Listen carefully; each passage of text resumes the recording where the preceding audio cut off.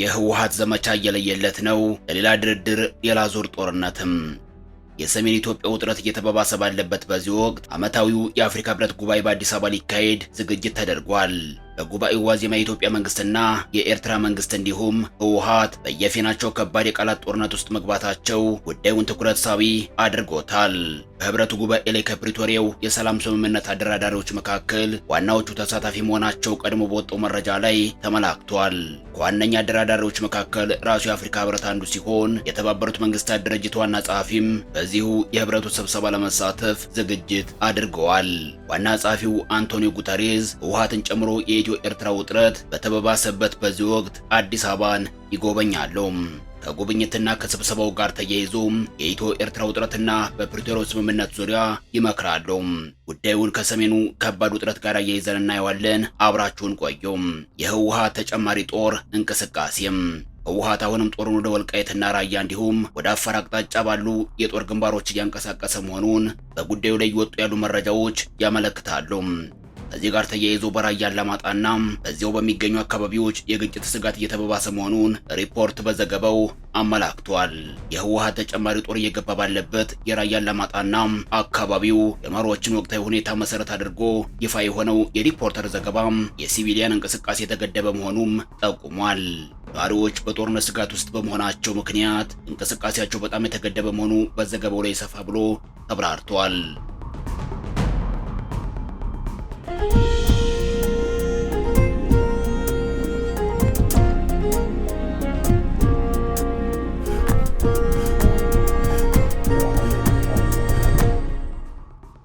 ከሰሞኑ የተቀሰቀሰው ግጭት አሁንም የአካባቢውን ውጥረት ጨምሮታል።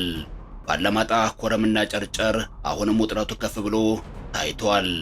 ሪፖርተር ያነጋገራቸው የአላማጣ ከተማ ከንቲባ ሆነው ተሹሞ የነበሩት አቶ ዝናቡ ደስታና ኃይሉ አበራም የማህበረሰቡ ስጋትና የታጣቂዎቹ እንቅስቃሴ እየተባባሰ ከመሆኑ ውጪ ላለፉት ጥቂት ቀናት መሻሻል አላየንም ብለዋል። አቶ ኃይሉ አበራ እንደገለጹት አላማጣ ከተማ ውስጥ በቀን ነዋሪዎች እንቅስቃሴ እምብዛም የለም ብለዋል። አካባቢው ፍርሃት የነገሰበት መሆኑን የተናገሩት አቶ ኃይሉ በአብዛኛው የታጠቁ ኃይሎች እንቅስቃሴ በከተማው ዙሪያ መታየቱን ገልጸዋል። በምሽት ከተማ ውስጥ ተጨማሪ ጦር መግባቱንም አመላክተዋል። የህወሓት ሰራዊት ሲሉ የጠሯቸው ታጣቂዎች ቁጥር በየዕለቱ እየጨመረ መሆኑንና በዋናነት በሆመኒ በኮረምና በጨርጨር አቅጣጫዎች ኃይል እየጨመረ ነው። ታጣቂዎች ብዙውን ጊዜ የሚፈልጉትን ወሳኝ ወታደራዊ ቦታ የሚይዙት በምሽት ጊዜ በመሆኑ ከተማ ውስጥ ብዙም አይታዩም ተብሏል። ታጣቂዎቹ አላማጣ ገብተው ምን ይሰራሉ ለሚለው ጥያቄ ሪፖርተር በዘገባው መልሷል። እንደ ዘገባው ከሆነ የህወሓት ታጣቂዎች አላማጣ ከገቡ በኋላ የተለያየ ቦታ የተሰቀሉ የኢትዮጵያ ሰንደቅ ዓላማዎችን አንስተው በምትኩ ሌላ ምልክት ወይም ህወሓት የሚታወቅበትን ባንዲራ ይሰቅላሉ ነው የተባለው። በአንድ አደባባይ ላይ ከዚህ ቀደም የነበረ የኢትዮጵያ ሰንደቅ ዓላማ ወርዶ በምትኩ ሌላ ምልክት ተደርጎበታል ሲሉ አቶ ኃይሉ በጉዳዩ ላይ ማረጋገጫ መስጠታቸውን ሪፖርተር በዘገባው ስማቸውን ጠቅሶ ዘግቧል። በተመሳሳይ አቶ ዝናቡ ደስታ ህዝቡ ላይ ጫናው እየበረታ በመምጣቱ ስጋቱ ጨምሯል ብለዋል። በቀን በማታ ዝርፊያው እየተበራከተ መምጣቱንና የጦርነቱ ድባብ እየጨመረ እንጂ እየቀነሰ ለመምጣቱን ተናግረዋል። አካባቢው አሁንም ከፍተኛ ፍርሃት የነገሰበት ነው ሲሉ ሁኔታውን አስረድተዋል። በሆመኒ በጨርጨርና የህወሓት ጦር ጨምሮ ባንዲራ እስከ መውረድ መድረሱ ተጠቁሟል። ህወሓት ተጨማሪ ጦርን እያንቀሳቀሰ ያለው በራያ አላማጣ ብቻ ሳይሆን ወልቃይት ጠገዴና በጠለምት አቅጣጫም ነው። ይህ የህወሓት ሌላ ዙር የጦርነት ዝግጅት ቢያሳይም ህወሓት ከዚህ በተቃራኒው የፌዴራል መንግስትን ወደ ትግራይ ከፍተኛ ያለውን ጦር እያንቀሳቀሰ ነው የሚል ክስ አቅርቧል። የህወሓት ክስና የመንግስት አቋም ህወሓት እንደተለመደው የፌዴራል መንግስት የፕሪቶሪያ ስምምነትን የሚጥሱ ወታደራዊ እንቅስቃሴዎችን እየወሰደ ነው ሲል አዲስ ባወጣው መግለጫ ላይ መክሰሱ ይታወቃል። ህወሓት አሁንም አለመግባባቶችን በውይይትና በሰላማዊ የፖለቲካ መንገድ ለመፍታት ቁርጠኛ መሆኑን ገልጿል። ህወሓት በመግለጫው የፌዴራል ኃይሎች በቅርብ ቀናት ውስጥ በወታደራዊ ክፍሎችና በሰላማዊ ሰዎች ላይ ተኩስ ከፍተዋል ሲል ከሷል። ይህ ድርጊት ትግራይን ወደ አዲስ ግጭት ለመግፋት የሚደረግ ሙከራ አካል ነው ብለዋል። ህወሓት ይህንን ክስ ያቀረበው የራሱን እንቅስቃሴ አስከትሎ ነው። እንደሚታወቀውና ተደጋግሞ እንደተዘገበው ህወሓት ኮማንዶ ከማሰልጠን ጀምሮ ወታደራዊ ዝግጅት ሲያደርግ ቆይቶ ወደ ወልቃይትና ራያ እንዲሁም ወደ አፋር አቅጣጫ ጦሩን አንቀሳቅሷል። ትጥቅ ፍታ የተባለው ህወሓት ትጥቅ ይበልጥ መታጠቁ የፕሪቶሪያው ስምምነትን ቀድሞ እንደጣሰው ማሳያ ነው። በዚህ አቋም የሚገኘው ህወሓት የስምምነቱን ሁኔታና ሂደት የሚገመግም በአፍሪካ ህብረት የሚመራ የባለሙያዎች ቡድን እንዲቋቋምና የፕሪቶሪያው ስምምነት ሙሉ በሙሉ እንዲተገበር በተደጋጋሚ ጥሪ ማቅረቡን ገልጿል። ይሁን እንጂ ለእነዚህ ጥያቄዎች የሚሰጠው ምላሽ አነስተኛ መሆኑንም አመላክቷል። ህወሓት በመግለጫው የኢትዮጵያ መንግስት አሁን ትግራይን ወደ ሌላ ዙር ደም አፋሳሽ ጦርነት ለማስገባት እየጣረ ነው ብለዋል። ሆኖም ህወሓት ወደ ወታደራዊ ግጭት የመመለስ ምንም ፍላጎት እንደሌለውና ይልቁንም በፕሪቶሪያው ስምምነት ማዕቀፍ ውስጥ ድርድር እንዲያደርግ እንደሚፈልግም ገልጿል። በዓለም አቀፍ ማህበረሰብ በኩል የሚደረገው ጥረት በቂ አይደለም ሲል የተቸው ህወሓት በሌላ በኩል የተባበሩት መንግስታት፣ የአፍሪካ ህብረትና አሜሪካ በቅርቡ የሰጡትን ማሳሰቢያ እንደ መልካም ጅማሮ እንደሚቀበለው ጠቁሟል። የፌዴራል መንግስት ለቀረቡት ክሶች እስካሁን በይፋ የሰጠው ምላሽ የለም። በእርግጥ ከሰሞኑ በዛ ኢኮኖሚስት በኩል በወጣ አንድ ዘገባ ላይ የፌዴራል መንግስት አቋም የታወቀ ሆኗል። የዛ ኢኮኖሚስት ዘገባ ያወጣው የአፍሪካ ህብረት ለፌዴራል መንግስትና ለህወሓት ሌላ ዙር የድርድር ጥያቄ ማቅረቡን ተከትሎ ነው። በዘገባው መሰረት የአፍሪካ ህብረት ጥያቄን ህወሓት ሲቀበል፣ የፌዴራል መንግስት ደግሞ ከህወሓት ተቃራኒ በመሆን መከላከያ ሰራዊቱ ከፍተኛ ቁጥር ያለው ኃይል አንቀሳቅሷል። መከላከያ ከፍተኛ ቁጥር ያለው ጦርን ያንቀሳቀሰው ወደ ትግራይ አዋሳኝ አካባቢዎች መሆኑን ለኢኮኖሚስት በዚሁ አነጋጋሪ ዘገባው ላይ ማመልከቱ ይታወሳል። ከዘገባው በኋላ መግለጫ የሰጠው ህወሓት የራሱን ጦር ማንቀሳቀሱን አስከትሎ የፌዴራል መንግስት ጦር ማንቀሳቀሱን በመጥቀስ ከሷል። አደራዳሪው አዲስ አበባም ከላይ እንደተመለከትነው የሰሜን ኢትዮጵያ ውጥረት ዓለም አቀፍ ትኩረት አግኝቷል። ይህንንም ህወሓት እንደሚፈልገው ተመላክቷል። የትግራይ ጊዜያዊ አስተዳደር ፕሬዝዳንት ሌተናል ጀነራል ታደሰ ወረደም ከአንድ ሳምንት በፊት ከክልሉ ቴሌቪዥን ጋር በነበራቸው ቆይታ የህወሓትን ፍላጎት ጠቁመው ነበርም። በእርግጥ ጀነራል ታደሰ በቃለ መጠይቃቸው ላይ የህወሓትን ስም አልጠቀሱም። መልእክታቸው ግን የህወሓትን ፍላጎት የሚያሳይ ነው ማለት ይቻላል።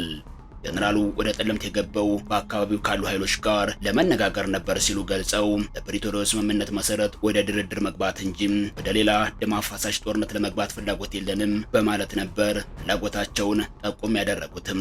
ሁሉም የግጭቱ ተሳታፊዎች ችግሩን ከሚያበበሱ ድርጊቶች እንዲቆጠቡ፣ በንጹሃን ሰዎችና በመሰረተ ልማት ላይ ጥቃቶችን ከማድረስ እንዲታቀቡ እንዲሁም ለግጭት መነሻዎችን በድርድር በመፍታት በቁርጠኝነት እንዲሰሩ ጀነራል ታደሰ ጠይቀው ነበርም። ችግሩ ከዚህ በኋላ ተጨማሪ ኃይል ተንቀሳቅሷል። ታዲያ በዚህ ጊዜ ማለትም ህወሓትን ጨምሮ የኢትዮ ኤርትራ ውጥረት እጅግ በተባባሰበት በዚህ ወቅት የተባበሩት መንግስታት ድርጅት ዋና ጸሐፊ አንቶኒዮ ጉተሬዝ ወደ አዲስ አበባ ሊመጡ መሆናቸው ትኩረት ስቧል። ዋና ጸሐፊው በዚህ ሳምንት አዲስ አበባ እንደሚጎበኙ በጉዳዩ ላይ የወጣው መረጃ ያመለክታል።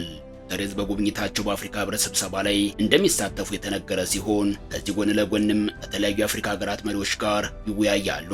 በዚህ ጉብኝታቸው ከኢትዮጵያ መሪዎች ጋር እንደሚወያዩ የተመላከተ ሲሆን በዋናነትም ስለተባባሰው የኢትዮ ኤርትራ ውጥረት ይነጋገራሉ ተብሏል። እንደሚታወቀው የኢትዮጵያ መንግስት ኤርትራ በኢትዮጵያ ላይ እያደረገ ስላለው ህገወጥ ድርጊት በኢፌዴሪ ውጭ ጉዳይ ሚኒስቴር በኩል 2 ጊዜ ይፋዊ ደብዳቤ ለተመድ አስገብቷል። ሆኖም ድርጅቱ ለሁለቱ የኢትዮጵያ ደብዳቤዎች ምላሽ አልሰጠም። ከአዲስ አበባው ጉብኝት በኋላ ምላሹ ይጠበቃል። ህወሓት ይህንን አጋጣሚ በጉጉት እየጠበቀው ነው። ምክንያቱም ህወሓት በአሁኑ ሰዓት በዓለም አቀፍ ደረጃ ያለው ተደማጭነት ቀንሷል። በፕሪቶሪያው የሰላም ስምምነት ለማስፈጸም ያቀደው እንዳልተሳካም ደጋግሞ ሲያወጣቸው በነበረው መግለጫ ላይ አመላክቶ ነበርም። ሌላ ዙር የጦርነት ዝግጅትም ከድርድር ጋር ተያይዟል። ህወሓት በሌላ ዙር ጦርነት ሌላ ድርድር ፈልጓል። ነገር ግን የፌዴራል መንግስት የህወሓትን ፍላጎት ችላ ማለቱን በብዙ መልኩ እያሳየ ነው። ከማሳያዎቹ መካከል ለህወሓት ተከታታይ ክስ ምላሽ አለመስጠቱ ነው። የሰሜን ኢትዮጵያ የጦርነት ስጋት የብዙዎቹ ሆኖ እንዲቀጥል ምክንያት ሆኗል።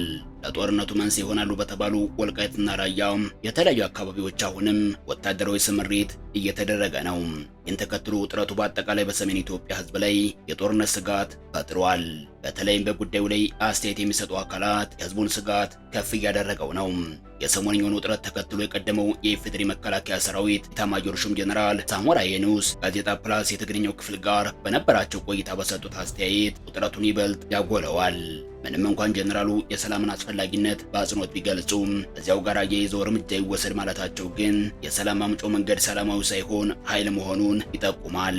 ከዚህ ጋር ተያይዞ አሁን አይሁን ለጊዜው ከግምት በቀር ማረጋገጫ ባይገኝለትም በቀጠናው ወታደራዊ ውጥረት መፈጠሩን ተከትሎም የኢትዮጵያ መከላከያ ሰራዊት ሰፊ ቁጥር ያለው ወታደርና የጦር መሳሪያ ወደ ትግራይ ድንበሮች እየተንቀሳቀሰ መሆኑ በዘ ኢኮኖሚስት ዘገባ ላይ መመላከቱ የሚታወስ ነው። በዚህ አንጻር ከሁሉም አቅጣጫ በሚባል መልኩ ወደ ሰሜን ኢትዮጵያ ጦር መንቀሳቀሱን ቀጥለዋል። በዚህም ስጋት የገባቸው በ10 ሺዎች የሚቆጠሩ ነዋሪዎች ወደ አጎራባች አካባቢዎች መፈናቀላቸው ይታወቃል። በተለይም በራያ አላማጣ የሰሜኑ ጦርነት ከተቀሰቀሰ በኋላ በተፈጠሩ ግጭቶችና አለመረጋጋቶች ምክንያት የአካባቢው ነዋሪዎች ከ4 ጊዜ በላይ ለተመሳሳይ መፈናቀል መዳረጋቸው ተዘግቧል። የዛሬ 2 ዓመት ግድም የትግራይ ታጣቂዎች ወደ ራያ አላማጣ አካባቢዎች ከገቡ በኋላ ከአካባቢው ሚሊሻዎች ጋር በተደረጉ የተኩስ ልውውጦች የአካባቢውን ባለስልጣናት ጨምሮ በሺዎች የሚቆጠሩ ሰዎች ተፈናቅለው ነበር። በወቅቱ የተባበሩት መንግስታት ድርጅት የሰብአዊ እርዳታ ማስተባበሪያ ጽሕፈት ቤት ተፈናቅለው በቆቦ የተጠለሉ ሰዎች 42000 ገደማ እንደሚደርሱ በሪፖርቱ መግለጹ ይታወሳል።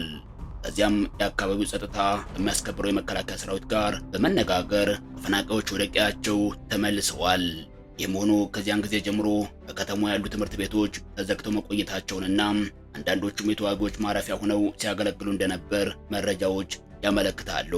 ከህወሓት ወታደራዊ እንቅስቃሴ ጀርባ የኤርትራ መንግስት መኖሩን የኢትዮጵያ መንግስት በተለያዩ አጋጣሚዎች ሲገልጽ ቆይቷል። አሁን ትኩስ መነጋገሪያ የሆነው የኢትዮ ኤርትራ ፍጥጫ ለዚህ ማሳያ ነው። የኢትዮጵያ ውጭ ጉዳይ ሚኒስትር ለኤርትራ ውጭ ጉዳይ ሚኒስትር በጻፈው ደብዳቤ ላይ ውጥረቱን ጠቁሟል። የኤርትራ ጦር ከተቆጣጠራቸው የኢትዮጵያ ሉዓላዊ ግዛት እንዲወጣ የሚጠይቀው ደብዳቤ የድርድር አማራጭን መፍትሄ አድርጎ ማቅረቡ ይታወሳል። ደብዳቤው የኤርትራ ሰራዊት ከተቆጣጠራቸው የኢትዮጵያ ሉዓላዊ ግዛቶች እንዲወጣና ለድርድር ዝግጁ እንዲሆን ቢጠይቅም የኤርትራ ምላሽ ተቃራኒ ሆኗል። በኤርትራ በኩል ለደብዳቤው የተሰጠው ምላሽ ትርጉም የለሽ ውዝግብ ውስጥ አልገባም የሚል ነው።